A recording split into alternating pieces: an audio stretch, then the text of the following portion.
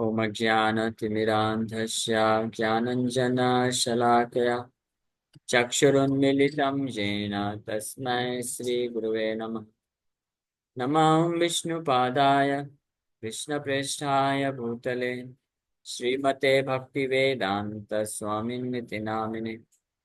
नमस्ते सारस्वती देवे गौरवाणी प्रचारिणे निर्विशेष शून्यवादी पाश्चात्यदेशतारिणे। नमो महावदन्याय कृष्णप्रेमप्रदायते कृष्णाय कृष्णचैतन्यनामिने गौरतुसे नमः। जय श्री कृष्ण चैतन्य प्रभु नित्यानंद श्री अद्वैत गदाधर शिवासादि गौरभक्तवृंद। हरे कृष्णा कृष्णा कृष्णा हरे हरे, हरे Ram Ram Ram Hare Hare. Hare Krishna. So we welcome everyone for today's discussion on Srimad Bhagavad Gita. So today we are discussing from chapter 1 and chapter 2. We started chapter 2 and verse number 2. So this verse, second number verse, Sri Bhagavan Vacha. This is the first verse spoken by Supreme Lord Krishna. And Ved Vyas is addressing Krishna as Sri Bhagavan. So Sri Bhagavan Vacha means the Supreme Personality of Godhead. Said Krishna is he is asking Arjuna, or rather, he is chastising Arjuna in the form of question. Kutastva कुतस्त्वा कस्मलमिदं विषमे समुपस्थितम् अनार्यजुष्टम् अस्वर्गम् अकीर्तिकरम् Arjuna. My dear Arjuna, how have these impurities come upon you? They are not at all befitting a man who knows the value of life. They lead not to higher planets but to infamy. My dear Arjuna, where from these impurities you have acquired? Anarya it does not befit a man who knows the value of life. Anarya aswargyam, and it will not lead you to higher planets. Akirti karam Arjuna, and it will destroy your fame. So we discussed, first of all, Srila Prabhupada writes in the purport about Sri Bhagavan Vacha. Sri Bhagavan is the ultimate word in the uh, absolute truth. Absolute truth is Param Satya, a supreme truth. Sri Bhagavan is the ultimate word in the line of absolute truth. So first realization of absolute truth happens when one understands the Brahman realization, impersonal Brahman. And then second level of realization is to understand Paramatma within the heart of each and every living entity. And third and foremost level of understanding of absolute truth or Param Satya, Param Brahma, is to understand or realize Sri Bhagavan or Krishna, the Supreme Personality of God. So these three aspects are there in absolute truth. And with the example of sun we discussed yesterday, we can understand sun. When one only understands or sees the effulgence of sun rays, effulgence of sun, that is sun rays, so that is the first level of understanding. But when one comes little near to the sun, he can understand the sun is a globe surface of sun. That is second level of understanding what sun is. And the third level of understanding of sun is when one actually enters into the sun planet, he can find that there is sun god, there are also living entities living there, all things are there. So that is the ultimate understanding of sun planet.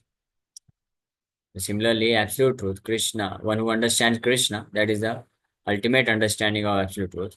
Brahman realization or Nirakar Brahma, impersonal Brahman realization, is the first vague understanding of absolute truth. Because this impersonal Nirakara Brahma, that is effulgence coming out of the body, divine transcendental body of the Supreme Lord, just like sun rays are the effulgence coming out of sun planet. That is, and then Paramatma is the still higher localized aspect of Brahman and Vishnu. So the Sanskrit word Bhagavan, the Bhagavan is the ultimate understanding of absolute truth. So what is the meaning of Bhagavan? That is explained here. The Sanskrit word Bhagavan is explained by the great authority Parasar Muni, the father of Vyasadeva, the supreme personality who possesses all riches, all strength, all fame, all beauty, all knowledge, and all renunciation is called Bhagavan. Bhaga means Aishwar. Van means one who possesses. So any person who can possess all the riches, who possesses all the strength, who is all famous, who is all beautiful, who is all knowledgeable and all renounced, he is he can be considered as the Param Satya, supreme absolute truth, Bhagavan. And Krishna possesses all the six opulences in complete amount. Somebody may claim that I have $1 million. I have $10 million. Somebody may say, I have $1 billion, $1 trillion. But nobody can say, I possess all the riches. Only Krishna claimed in Bhagavad Gita. Krishna says, Sarvaloka Maheshwaram. I am the sole proprietor of all the planets. That's why Krishna possesses all the riches. And similarly, all the other five opulences, the strength. Krishna possesses all the strength because simply on his hood in the form of Anant says, on his hood, he is carrying the unlimited universes without any effort. So he possesses all the strength. He is all famous beauty. So that is the meaning of Bhagavan. So there are many persons who are very rich, very powerful, very beautiful, very famous, very learned, and very much detached. But no one can claim that he possesses all riches. He possesses all riches, all strength, etc. entirely.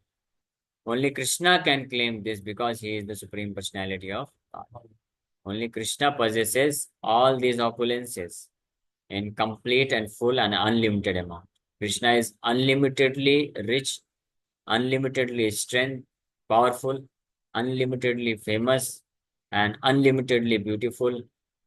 So much so that Kandarpa Koti Kamaniya Vishesa Sogam. Kandarpa means this Cupid. Cupid attracts everyone in this material world, and everyone feels lusty desires because of the Cupid.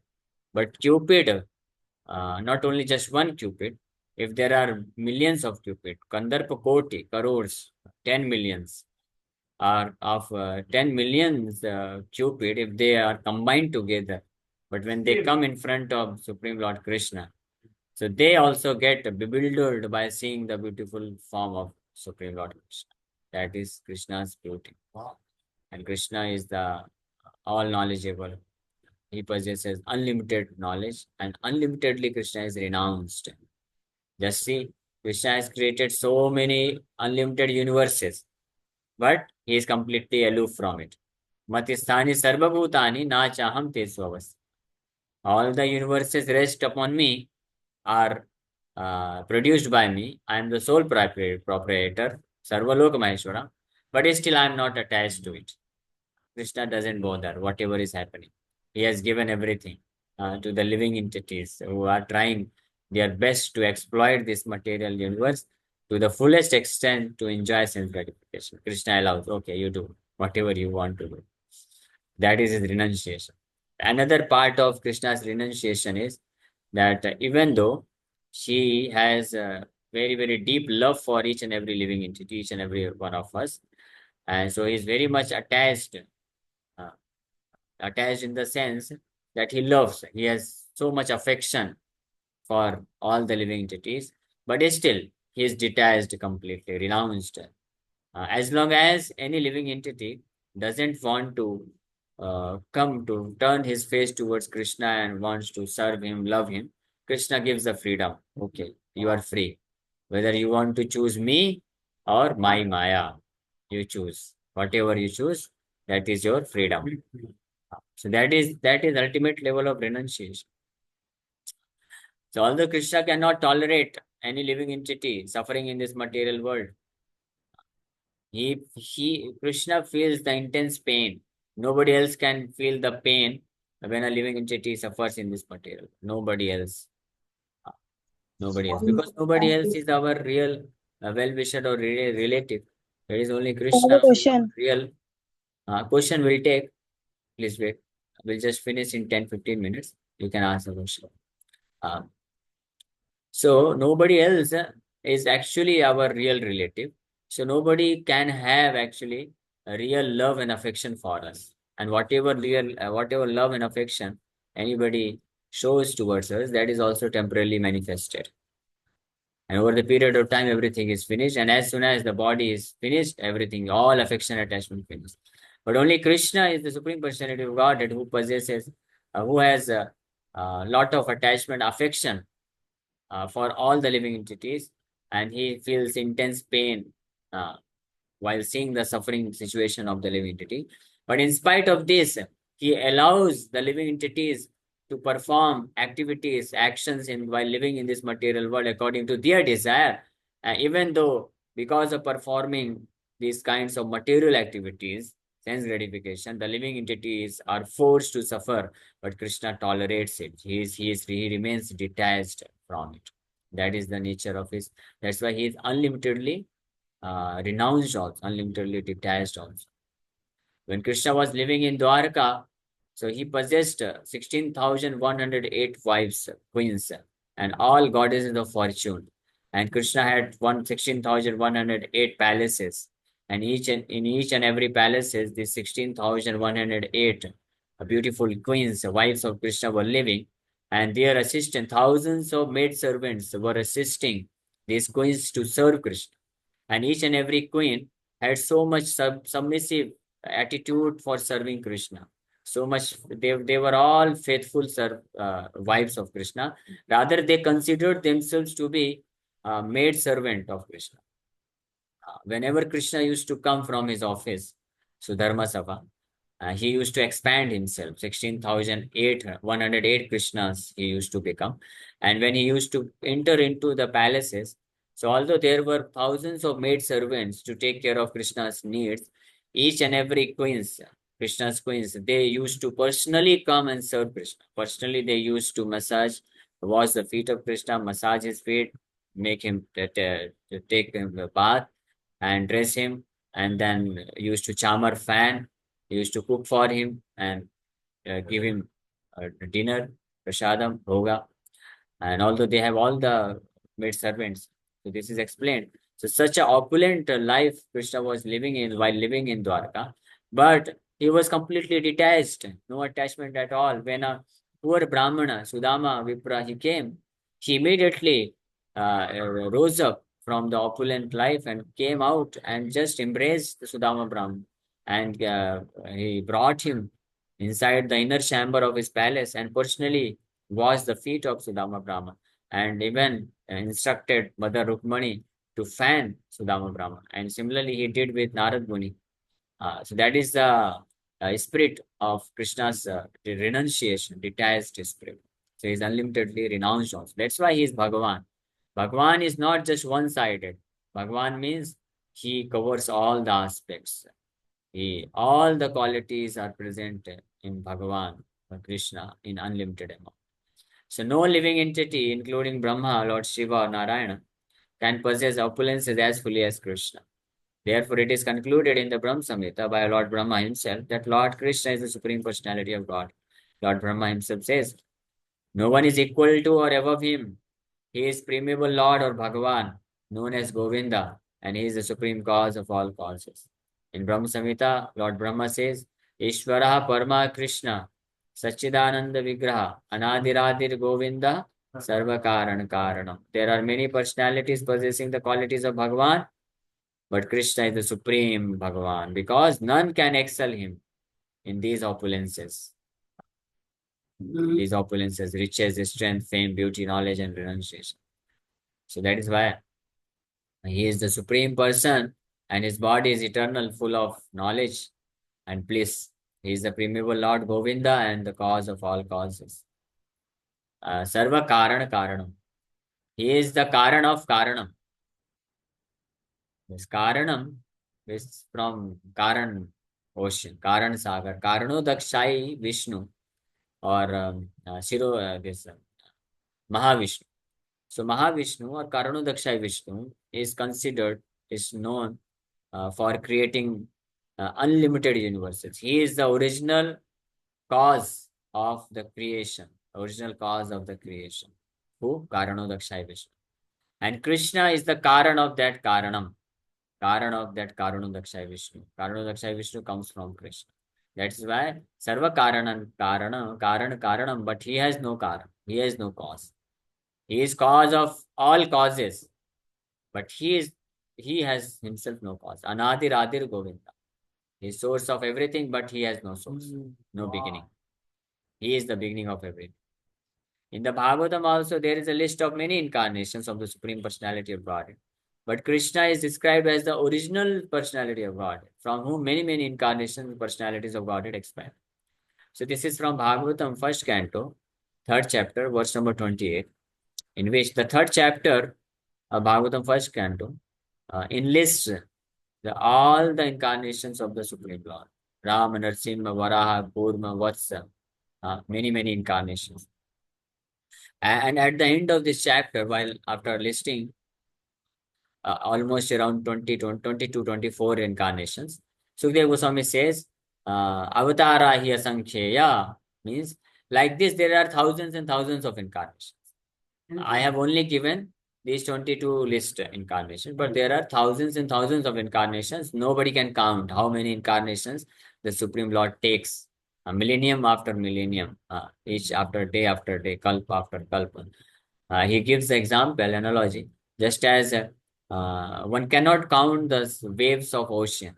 Similarly, one cannot count the incarnations of the Supreme Lord. So all the incarnations. But ete chamsa kala pumsha krishnastu bhagavan swayam indrari vyakulam lokam hridayante yuge yuge. All the list of incarnations of God had submitted herewith are either plenary expansions or parts of the plenary expansions of the Supreme Godhead, but Krishna is the Supreme Personality of Godhead himself. All the other incarnations, thousands and thousands of incarnations, they are either plenary expansion or parts of the plenary expansion of the Supreme Godhead. But Krishna is Bhagavan Swayam Bhagavan. He is Swayam Bhagavan, means he is Bhagavan Swayam. He is the original Lord. That is the verdict of Srimad Bhagavatam, also Brahma Samhita, and also many other scriptures. So therefore, Krishna is the original Supreme Personality of Godhead, the absolute truth, the source of both the super soul and the impersonal Brahman. In the presence of the Supreme Personality of Godhead, Arjuna's lamentation for his kinsman is certainly unbecoming. And therefore, Krishna expressed his surprise with the word Kutaha, where from? Krishna is asking in this verse, Kuta istva kasmalamidam, where from you have acquired this impurity, my dear Arjuna? Krishna is surprised. Why is surprised? That in front of me, you are my friend, companion. How you acquired this impurity of bodily consciousness, material attachments, because of which you are declining to fight. So this is not at all befitting a person who is my friend. Similarly, Krishna is surprised to see, because we are also part and parcel of Supreme Lord. Mamai vamso jivuloke jibhuta sanatana.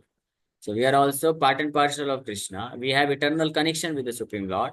So being the part and parcel or amsha of Supreme Lord Krishna, it is not at all befitting to become attached to the bodily sense gratificatory activity, to become attached to material world, to become attached for material things, material sense gratification, and this material body.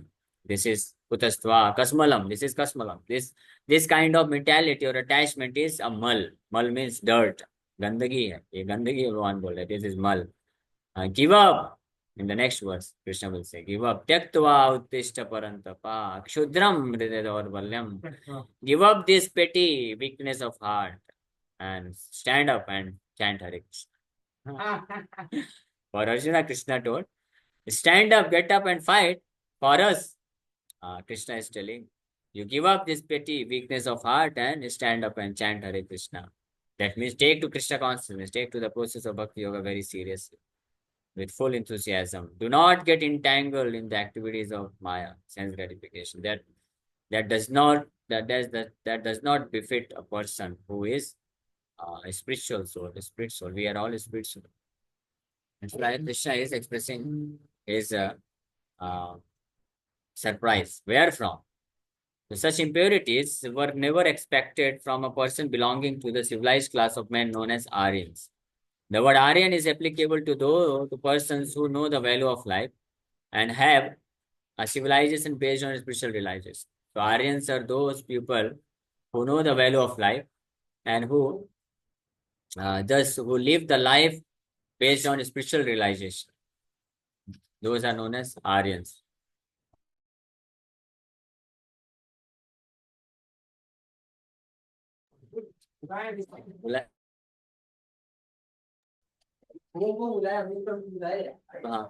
Like persons who are led by the material conception of life do not know that the aim of life is realization of the absolute truth, Vishnu or Bhagavan. And they are captivated by external features of the material world, and therefore they do not know what liberation is. So those are known as unaryan. Aryan means they know the value of life, means they know the purpose of life is to become liberated from material attachments and be situated in the transcendental service of the Supreme Lord. So persons who have no knowledge of liberation from material bondage are called non-Aryans. Although Arjuna was a Kshatriya, he was deviating from his prescribed duties by declining to fight. This act of cowardice is described as befitting the non-Aryans. Such deviation from duty does not help one in the progress of his spiritual life, nor does it even give one the opportunity to become famous in this world. Lord Krishna did not approve of the so-called compassion of Arjuna for his kinsman. Lord Krishna did not at all approve. Even in the very first verse, Krishna disapproved the so-called compassion for his friends and relatives based on bodily consciousness. Okay. So with this, we'll stop here. Thank you very much. If you have any questions, you can ask. Yes, somebody was asking some question in between. You can ask me. Hare Krishna.